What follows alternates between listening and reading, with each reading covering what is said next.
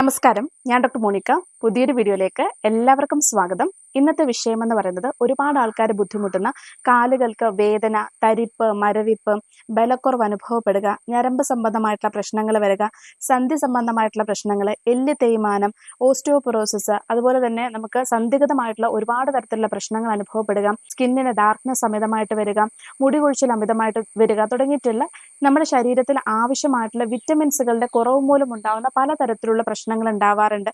ഇതിൽ പ്രധാനമായിട്ടും ഏറ്റവും കൂടുതൽ അലട്ടുന്നത് ഒന്ന് വിറ്റമിൻ ഡിയും മറ്റൊന്ന് വിറ്റമിൻ ബിയും ആണ്. ഇവ അകറ്റാൻ വേണ്ടിയിട്ട് ആയുർവേദത്തിൽ ഏറ്റവും ഗുണകരമായിട്ട് പ്രത്യേകിച്ച് കാൽസ്യം കണ്ടന്റും ഈ വിറ്റമിൻസുകളൊക്കെ തന്നെ ശരിയായ രീതിയിൽ അബ്സോർബ് ചെയ്യാൻ വേണ്ടിയിട്ടും എല്ലുകൾക്ക് ബലം വർദ്ധിപ്പിക്കാൻ വേണ്ടിയിട്ടും ഏറ്റവും ഗുണകരമായിട്ട് ആയുർവേദത്തിൽ ഉപയോഗിക്കുന്ന ഒരു തൈലമുണ്ട്. ഈ ഒരു തൈലം ഏത് രീതികളിലാണ് നമ്മൾ കഴിക്കേണ്ടതെന്നുള്ളതും എത്ര അളവുകളിലാണ് എടുക്കേണ്ടത്, എന്തൊക്കെ കാര്യങ്ങളാണ് ശ്രദ്ധിക്കേണ്ടതെന്നുള്ളതും പറയുന്നുണ്ട്. അതുപോലെ തന്നെ നമ്മുടെ ഡൈജഷൻ ഇംപ്രൂവ് ചെയ്യാൻ വേണ്ടിയിട്ടും നമുക്കൊരു പ്രധാന ഒരു ഔഷധ കൂട്ടും കൂടിയിട്ട് ഈ ഒരു വീഡിയോയിൽ ഉൾപ്പെടുത്തിയിട്ടുണ്ട്. വിറ്റമിൻ ഡി നമ്മുടെ ശരീരത്തിൽ കുറഞ്ഞിട്ടുണ്ടെന്നുണ്ടെങ്കിൽ സന്ധികളിൽ നമുക്ക് അമിതമായിട്ട് വേദന വരാം. രാത്രിയിൽ കിടക്കുന്ന സമയത്ത് കാലുകൾക്ക് അമിതമായിട്ട് വേദനകളും, അതുപോലെ തന്നെ നമുക്ക് ഉറക്കം കുറവായിട്ട് വരുന്നു, മുടി അമിതമായിട്ട് കൊഴിഞ്ഞു പോകുന്നു തുടങ്ങിയിട്ടുള്ള പ്രശ്നങ്ങൾ ഉണ്ടാവാം. അതുപോലെ സ്കിൻ കളറിൽ വ്യത്യാസങ്ങൾ വരാറുണ്ട്. അതായത് ഡാർക്കായിട്ട് അല്ലെങ്കിൽ ഒരു കരിവാളിപ്പ് പോലെ എപ്പോഴും സ്കിൻ വരാറുണ്ട്, ഡ്രൈനെസ് വരാറുണ്ട്, ചൊറിച്ചിൽ വരാറുണ്ട്, ഇങ്ങനെയുള്ള ഒരുപാട് തരത്തിലുള്ള പ്രശ്നങ്ങൾ വരാറുണ്ട്. മസിൽസുകളിൽ അമിതമായിട്ട് വേദനകൾ വരാറുണ്ട്. ഇവയൊക്കെ തന്നെ ഈ വിറ്റമിൻ ഡി എന്ന് പറയുന്നത് നമ്മുടെ എല്ലുകൾക്ക് ശക്തി ലഭിക്കുവാൻ വേണ്ടിയിട്ട് ആവശ്യകതമായിട്ടുള്ള വിറ്റമിനാണ്. ഇവയിൽ കുറവ് സംഭവിക്കുന്ന സമയത്ത് നമ്മുടേത് എല്ലുകൾക്കും സന്ധികളിലുമാണ് കൂടുതലായിട്ടും ഈ ഒരു വേദനകൾ അനുഭവപ്പെടുന്നത്. മറ്റൊന്ന് വിറ്റമിൻ ബി ആണ്. വിറ്റമിൻ ബി എന്ന് പറയുന്നത് നമ്മുടെ ശരീരത്തിലെ ഞരമ്പുകളുടെ പ്രവർത്തനങ്ങൾ, അതുപോലെ ശരിയായ രീതിയിൽ രക്തയോട്ടം നടക്കാൻ വേണ്ടി ഏറെ ഗുണകരമാകുന്നതാണ്. ഇവ കുറഞ്ഞിട്ടുണ്ടെന്നുണ്ടെങ്കിൽ നമുക്ക് കൈതരിപ്പ്, കാൽ തരിപ്പ് പോലുള്ള പ്രശ്നങ്ങൾ പലർക്കും അനുഭവപ്പെടാറുണ്ട്. കാലുകളിലേക്കൊക്കെ തന്നെ ചുട്ടുപൊകച്ചിന്റെ പ്രശ്നങ്ങൾ വരാം, തരിപ്പ്, മരവിപ്പ് തുടങ്ങിയിട്ടുള്ള പ്രശ്നങ്ങൾ അനുഭവപ്പെടുന്നവരുണ്ട്.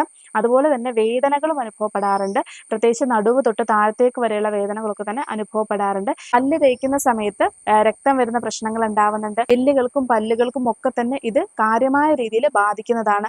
പൊതുവെ എല്ലാവരും നമുക്കൊരു സപ്ലിമെന്റ്സ് ആണ് നമുക്ക് നൽകുന്നുണ്ടാവുന്നത്. എന്നാൽ ആയുർവേദ അടിസ്ഥാനത്തിൽ അതായത് അഗ്നി കുറവായിട്ട് വരിക, അല്ലെങ്കിൽ നമുക്ക് ദഹനശക്തി കുറവായിട്ട് വരികയും അതുമൂലം ശരിയായ രീതിയിൽ ദഹനം നടക്കാത്തത് മൂലം പ്രോപ്പറായിട്ട് എല്ലാ വിറ്റമിൻസുകളും മിനറൽസുകളും നമ്മുടെ ശരീരത്തിലേക്ക് എത്താതെ വരികയാണ് ചെയ്യുന്നത്.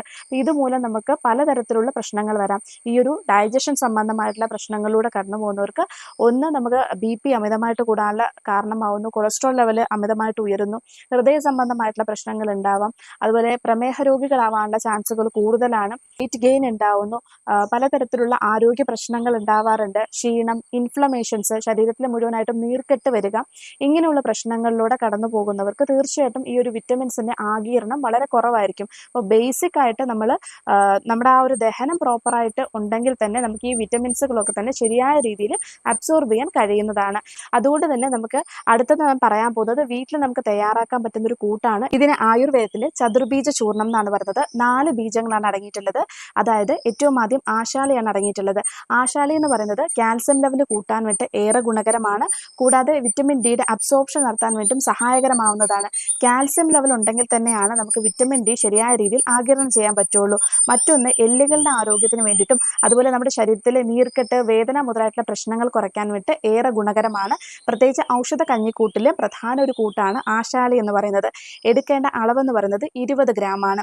രണ്ടാമത് പറയുന്നത് ഉലുവയാണ്. ഉലുവ ദഹന സംബന്ധമായിട്ടുള്ള പ്രശ്നങ്ങൾ അകറ്റാൻ വേണ്ടിയിട്ടും എല്ലുകൾക്ക് ബലം വർദ്ധിപ്പിക്കുവാൻ വേണ്ടിയിട്ടും ഒക്കെ തന്നെ ഏറെ ഗുണകരമായിട്ട് ഉപയോഗിക്കാം. ഇത് മുടി കൊഴിച്ചില്, അതുപോലെ പലതരത്തിലുള്ള പ്രശ്നങ്ങൾ അകറ്റാൻ വേണ്ടിയിട്ടും ഈ ഒരു ഉലുവ നമ്മളെ സഹായകരമാക്കുന്നതാണ്. ഉലുവ എടുക്കേണ്ട അളവെന്ന് പറയുന്നതും 20 ഗ്രാമാണ്. അടുത്തത് കറുത്ത എള്ളാണ് വരുന്നത്. കാൽസ്യവും അയണും ഒക്കെ തന്നെ സമൃദ്ധമായിട്ട് അടങ്ങിയിട്ടുള്ളതാണ്. ഈ ഒരു കറുത്ത എള്ളും നമ്മുടെ എല്ലുകളുടെ ആരോഗ്യത്തിന് വേണ്ടിയിട്ടും അതുപോലെ തന്നെ ഓവറോൾ ഹെൽത്തിന് വേണ്ടിയിട്ടും സഹായകരമാകുന്നതാണ്.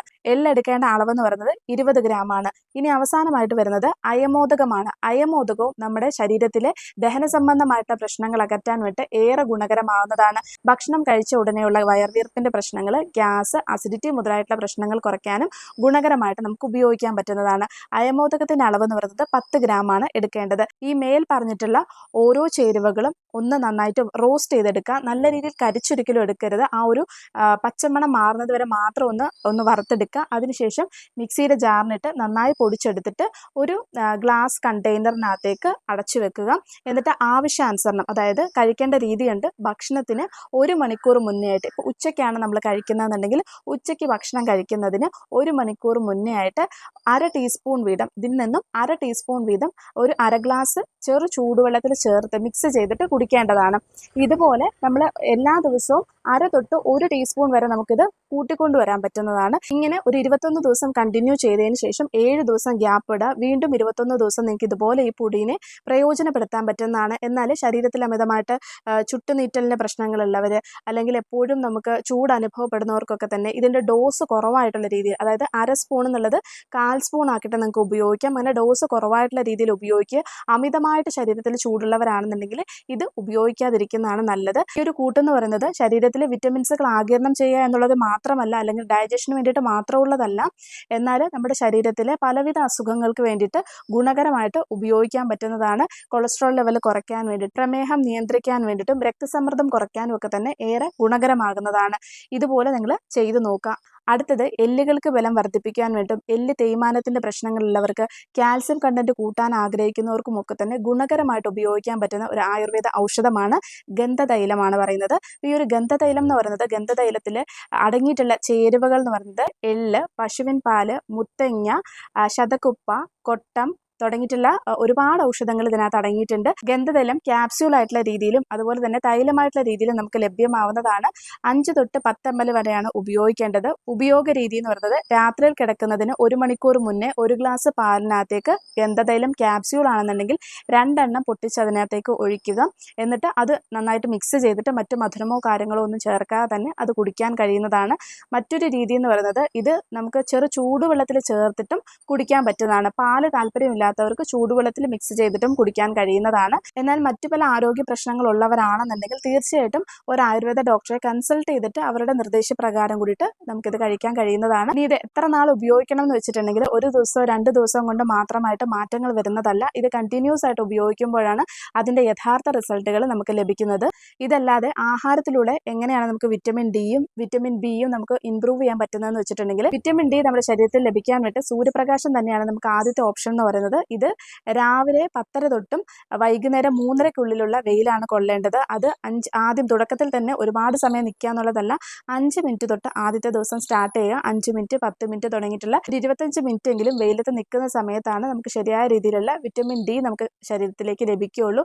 ഇതുപോലെ ദിവസേന ചെയ്യണം എന്നില്ല. ആഴ്ചയിൽ 3-4 തവണയെങ്കിലും ഇതുപോലെ വെയിൽ കൊള്ളുക. നെഞ്ചിൻ്റെ ഭാഗം, പുറം ഭാഗം, അതുപോലെ തന്നെ വയറിൻ്റെ ഭാഗമൊക്കെ തന്നെ എക്സ്പോസ് ചെയ്തിട്ടുള്ള രീതിയിൽ വെയിൽ കൊള്ളുന്നതാണ് നല്ലത്. എന്നാൽ ഒരുപാട് സമയത്തേക്കുള്ള വെയിൽ കൊള്ളേണ്ടതില്ല. പറഞ്ഞുല്ലോ, നമുക്ക് 5 മിനിറ്റാണ് പറ്റുന്നതെന്നുണ്ടെങ്കിൽ 5 മിനിറ്റ് മാത്രം ചെയ്യുക. അങ്ങനെയാണെങ്കിൽ എല്ലാ ദിവസവും 5 മിനിറ്റോ 10 മിനിറ്റോ ആയിട്ട് മാത്രം വെയിൽ കൊള്ളാൻ വേണ്ടി ശ്രദ്ധിക്കേണ്ടതാണ്. ഭക്ഷണത്തിൽ എപ്പോഴും പാലുൽപ്പന്നങ്ങൾ, നട്ട്സ് വർഗ്ഗങ്ങൾ, അതുപോലെ കൂണ് നമുക്ക് കൂടുതലും വിറ്റമിൻ ഡി ലഭിക്കാൻ വേണ്ടി സഹായകരമാകുന്നതാണ്. ഇങ്ങനെയുള്ള കാര്യങ്ങളൊക്കെ തന്നെ നമ്മുടെ ഭക്ഷണത്തിൽ മാറ്റങ്ങൾ വരുത്തുക. അടുത്തത് വിറ്റമിൻ ബി ലഭിക്കാൻ വേണ്ടി നോൺ വെജുകാർക്കാണ് കൂടുതൽ എളുപ്പമായിട്ടുള്ളത്. മുട്ട, ചിക്കൻ, മീൻ തുടങ്ങിയിട്ടുള്ള എല്ലാത്തിലും തന്നെ വിറ്റമിൻ ബി സമൃദ്ധമായിട്ട് അടങ്ങിയിട്ടുണ്ട്. നട്ട്സുകൾ, പരിപ്പുകൾ, പയറ് വർഗ്ഗങ്ങളിലൊക്കെ തന്നെ ഈ ഒരു വിറ്റമിൻ ബി അടങ്ങിയിട്ടുണ്ട്. അതുകൊണ്ട് തന്നെ വെജിറ്റേറിയൻസുകാർക്ക് മറ്റ് ഓപ്ഷൻ എന്നുള്ള രീതിയിൽ പയർ വർഗ്ഗങ്ങളായിട്ടുള്ള രീതിയിലും നട്ട്സുകളും ഒക്കെ തന്നെ സൂര്യകാന്തിയുടെ വിത്ത്, മത്തൻ കുരു മുതലായിട്ടുള്ളവയൊക്കെ തന്നെ കഴിക്കുന്നതും ഏറെ ഗുണകരമാണ്. അതുപോലെ ഫെർമെൻറ്റഡ് ആയിട്ടുള്ള തൈര്, മോര് മുതലായിട്ടുള്ളവ അമിതമായിട്ട് പുളിക്കാത്ത രീതിയിലുള്ളവ കഴിക്കുന്നതും ഈ ഒരു വിറ്റമിൻ ബി നമ്മുടെ ശരീരത്തിൽ കൂട്ടാൻ വേണ്ടി സഹായകരമാകുന്നതാണ്. ഇങ്ങനെയുള്ള കാര്യങ്ങളൊക്കെ തന്നെ നിങ്ങൾ ശ്രദ്ധിക്കുക. എപ്പോഴും നമ്മുടെ ഡൈജഷന് പ്രാധാന്യം കൊടുക്കുക. നമ്മുടെ ഒട്ടുമിക്ക രോഗങ്ങളുടെയും പ്രധാന ഒരു കാരണം എന്ന് പറയുന്നത് നമ്മുടെ ദഹനം പ്രോപ്പറായിട്ട് നടക്കുന്നില്ല എന്നുള്ളത് തന്നെയാണ്. അപ്പോൾ അത് നോർമലാക്കി, അല്ലെങ്കിൽ ശരിയായ രീതിയിൽ കൊണ്ടുവരുന്ന സമയത്ത് എല്ലാ തരത്തിലുള്ള വിറ്റമിൻസുകളും മിനറൽസുകളും ആഗിരണം ചെയ്യാൻ കഴിയുന്നതാണ്. ഈ ഒരു വീഡിയോ നിങ്ങൾക്ക് ഉപകാരപ്രദമായെന്ന് ഞാൻ വിശ്വസിക്കുന്നു. ഇതിനെപ്പറ്റി എന്തെങ്കിലും തരത്തിലുള്ള സംശയങ്ങളുണ്ടെങ്കിൽ കമൻറ്റ് ബോക്സിൽ അറിയിക്കുക. അടുത്തൊരു വിഷയമായിട്ട് കാണാം. നന്ദി.